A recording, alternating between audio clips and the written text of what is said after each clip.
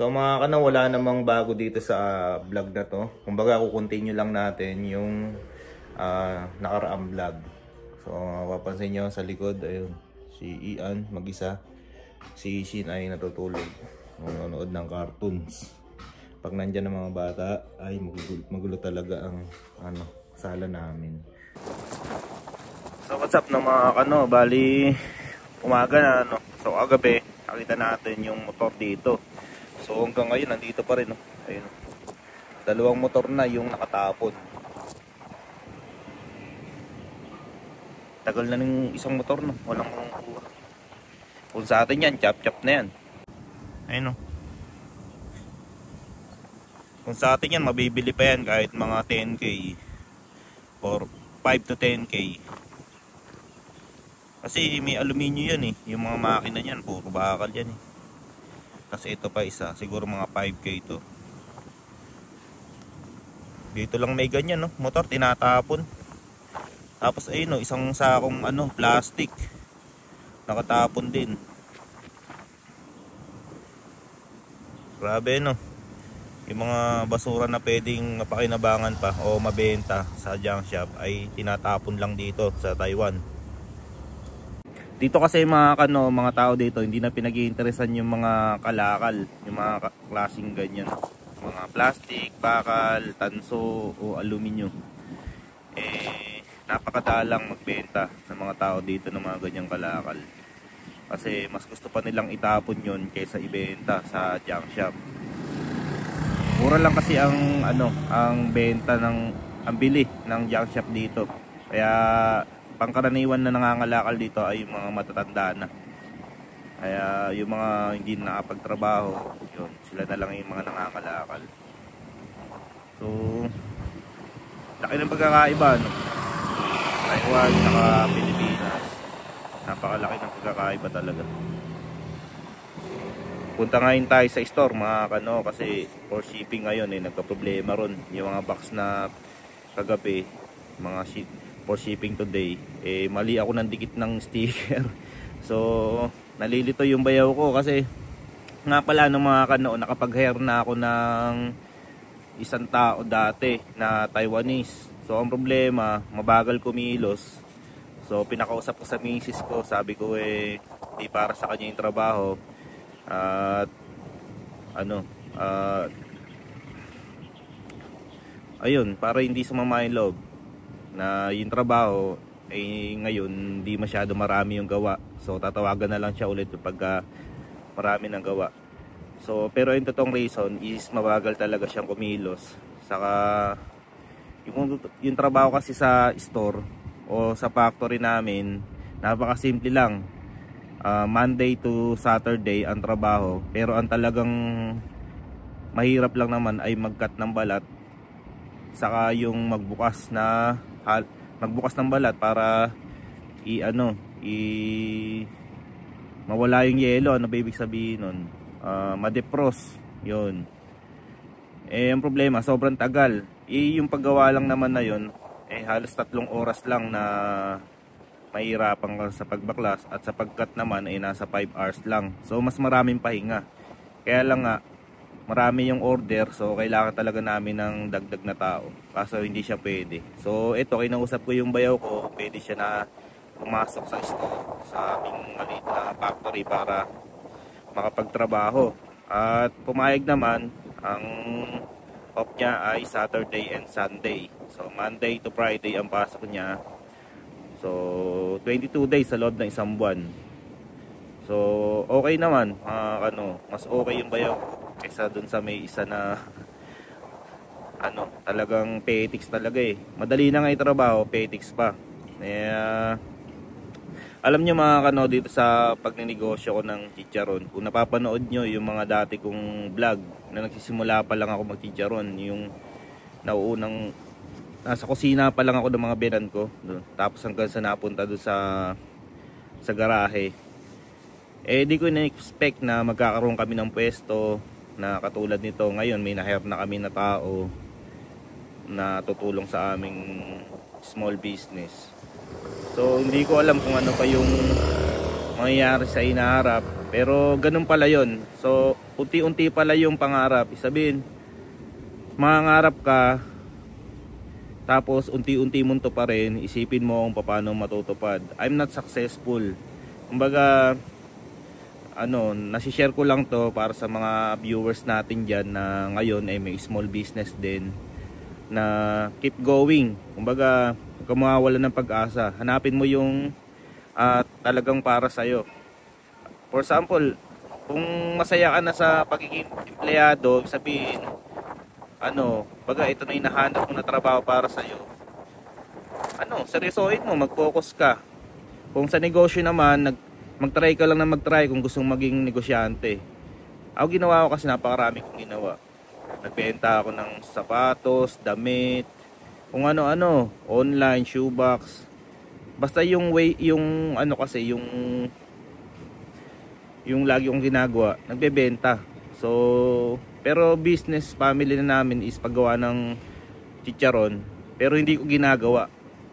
So, one day nagtry ako, tapos yun pala yung talagang para sa akin. So,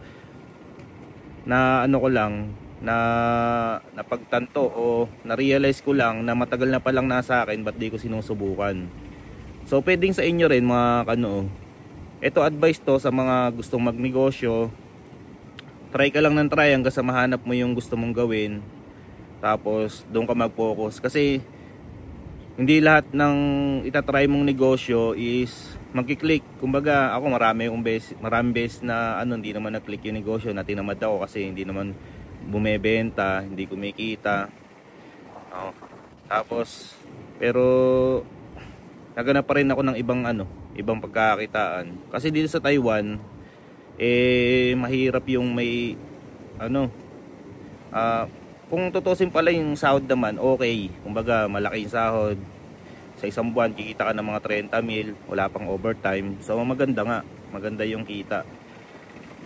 Pero para sa akin na pamilyado, na gusto kong in the future yung mga anak ko hindi maranasan yung kung ano may naranasan ko dati sa hirap ng buhay. Kaya ngayon nagsusumikap ako para sa kanila. 'Di ba?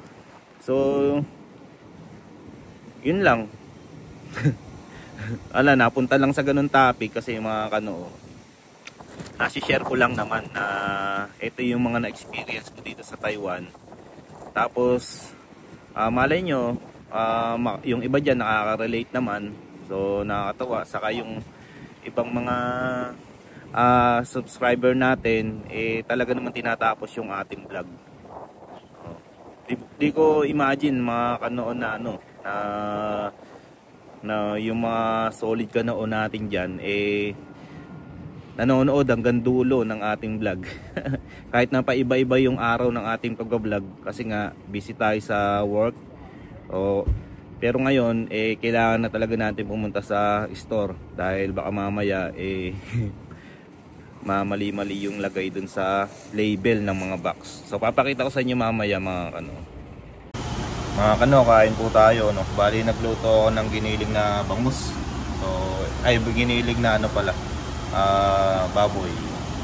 Yun, ito po yan, Sausawan, sili na may patis. Hindi pa nalagyan ng patis. Ito, diba? Iba talaga pagka medyo sanay kang magluto, makakain mo yung mga gusto mong kainin. Ito nga pala yung yan mga yung for shipping natin. Ang dami, ilang box yan, ang dami.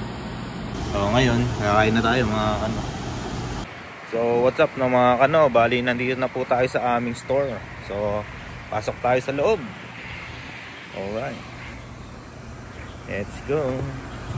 So dito makita nyo naman sa aking gilid, yan sa aking gilid, ang daming box. Yan, ayan na po yung for shipping natin sa post office. So nakausap na po namin yung post office. Bukas siya pipikapin. Truck na. Dati lang yung pinampipick up sa amin maliit na van, pero ngayon kasi truck na para isang pick upan na lang. So ayan, ang dami Dati ano lang tayo, maliliit na box lang, parang mga ganito, yan, mga ganitong box. Ngayon malalaking box na yung ating dinideliver sa ating mga suking chicharon. So nakakatawa ng mga ano, no? Pagka may ano, pag may tiyaga, may chicharon. So what's up ng mga ano, no, ginabi na po kami sa magluluto ng chicharon. So ito ngayon nasa likod ko. Taas, no. Wala kasi yung dalang sasakyan. So ito lang. So ito na yung pinagkasya ko, no. So sana hindi naman bumagsak. Dahan-dahan na lang tayo sa pagdadrive mga ano. Mamaya na lang. Ayos, no. Mga ano, muli nakaya na.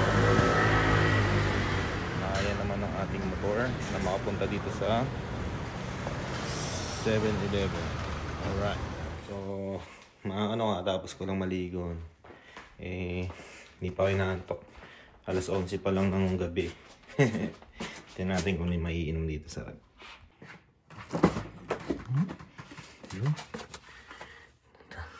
pala meron pala dito ang maiinom eh. Pwede na to. So dito mga kano, mapapansin nyo, nandito na si Tatang. Ina-explain niya dun sa bayaw ko kung paano yung magiging pagsalansan ng mga box. Maraming salamat sa post office kasi dati dinideliver namin to sa kanila at talaga naman medyo mahirap kasi time consuming siya dahil malayo yung post office at nakakailang balik din ako mula dito sa store namin papunta ng post office. Imagine niyo kung ilang box yan mga kano. So dati okay lang kasi konti lang yung box, pero ngayon marami na po yung for shipping natin. So nakakatuwa talaga kasi inaccept kami ng post office na sila na yung magpipick up ng mga for shipping namin. So ayun, yung truck na yung dinala nila para isang hakotan na lang. Dati kasi konti lang yan, so inahakot din ng post office. Ang problema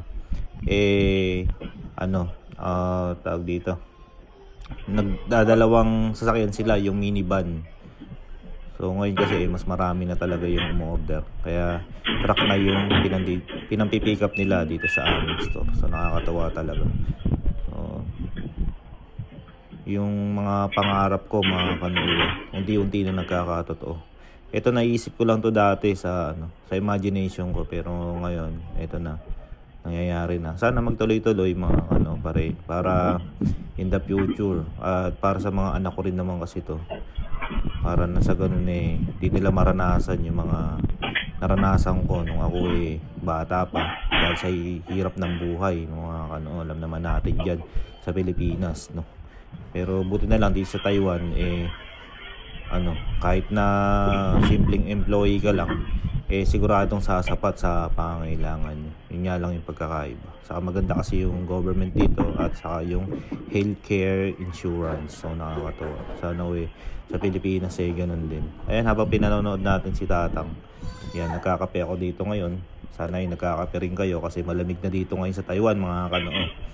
So ewan ko lang dyan sa Pilipinas. Kung may bagyo naman dyan mga kanoo, kung saan naman kayo nandoon, paki-comment down below kung saang bansa kayo o kaya saan lugar kayo mga kanoo. Malay nyo in the future nakapasyal dyan at makabisita, di ba, hindi natin alam. So nakakatawa rin kasi minsan mga nakatutuwa ako kasi mayroon na rin ng ilang subscriber na nakakilala sa atin dito sa Taiwan. So minsan binabati tayo, sabi, JP ikaw ba yan? Opo. Tapos inisip ko naman kung saan ko siya nakilala, ba't kilala niya ako. Tapos syempre naiiyak ako na pinati ko na lang din. Tapos sa kanya sinabi na napapanood kita sa sa vlog mo sa YouTube, kaya kita kilala. Ayun, gumaan yung loob ko kasi baka mamaya kilala niya ako, tapos ako di ko siya kilala. Tapos alam mo yun, yung medyo nakakaya rin, awkward din. So buti na lang sinabi niya na ganun. Lagi daw niya pinanonood yung vlog ko. Shoutout po sa inyo, si Ate Ann yata yung pangalan. Nakalimutan ko na mga pero Ann, Ann. Shoutout nga pala. At sa mga walang sawang nanonood sa ating mga vlog, maraming thank you po sa inyo.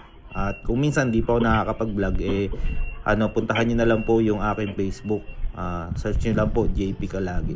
Lagi po ako nag-update sa aking Facebook. O kaya paki-like na rin po yung aming Facebook page, Quincy Charumbaboy. Ay malaking tulong din po yan sa pag-grow ng aming negosyo. Yan. Saka yung pag-share, syempre. Ayan, para yung ibang mga hindi nakakaalam ng aming Twin Chicharon o ng aking pagbablog dito sa Taiwan, malalaman nila. So siguro, i-stop ko muna dito yung aking pag-voice over. Mamaya na lang ulit.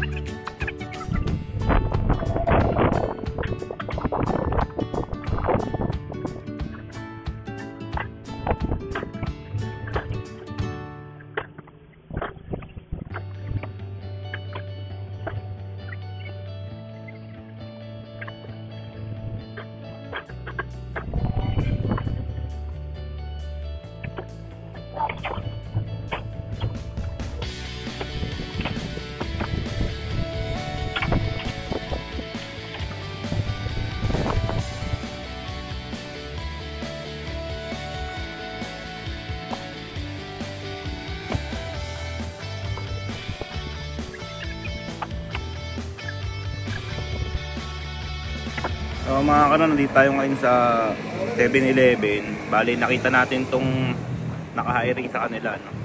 Ewan ko na, videohan ko na to dati, pero videohan ko na lang ulit. Ayan, no? 36,000 ang monthly, 190 ang per oras. So galing, no? Ayan yung tinda nila, oh. Ano ba yun?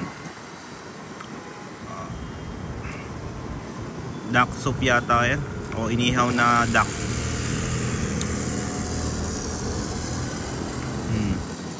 Pinausukan na pato. Hindi ko talaga na-expect na mga kanoon na dadami ng ganito yung pa-order namin na chicharong baboy. So kung nanonood ka nung mga una pa lang, nagsisimula pa lang kami bumili, nakita niyo naman tricycle yung motor namin, no, punong-puno ng balat ng baboy. Kung saan-saan lang kami kasi kumukuha ng balat. So napunta na yung topic natin sa pagchicharon namin, no, mga kano. Pero maraming salamat kasi hanggang ngayon nandiyan ka pa rin, nakasuporta, nanonood sa mga vlog ko dito sa Taiwan.